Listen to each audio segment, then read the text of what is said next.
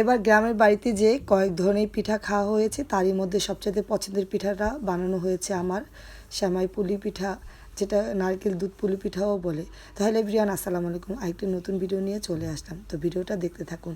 তো প্রথমে চালের গুঁড়িটা সিদ্ধ করে নিয়েছি, দেন তারপর আমরা সবাই মিলে বসে গিয়েছি। আমার ভাবি, চাচি, কাজিন, আমার ভাতিজি, আমার মেয়ে, আমার বোনের মেয়ে। আর এই পিঠা বানাতে কিন্তু অনেক লোক লাগে, নাহলে কিন্তু হয় না, কারণ অনেক সময় লাগে। আর সেমাই পিঠাটা আমি বানাতেও পারি না। তো মাশাআল্লাহ কাকি সেমাই পিঠাটা অনেক সুন্দর করে কাটছে, আমার চাচাতো বোনও খুবই সুন্দর করে কাটতেছে পিঠাটা। আর এই পিঠা কিন্তু কাটটা দেখতে আমার কাছে খুবই ভালো লাগে।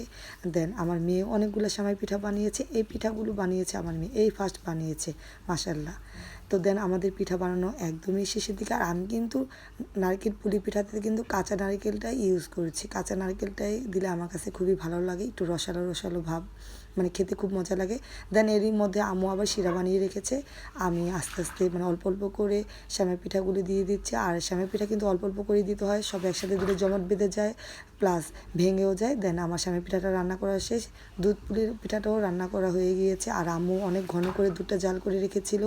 দেন পিঠাটা ঠান্ডা হয়ে গেলে দুধটা দিয়ে দিয়েছি, আর ঠান্ডা দুধটা দিয়েছি, পিঠাটা ফাটে না, পিঠাটা সুন্দর থাকে। তো পিঠাগুলো কেমন হয়েছে কমেন্ট করে কিন্তু জানাবেন। আল্লাহ হাফেজ, বাই বাই, আসসালামু আলাইকুম।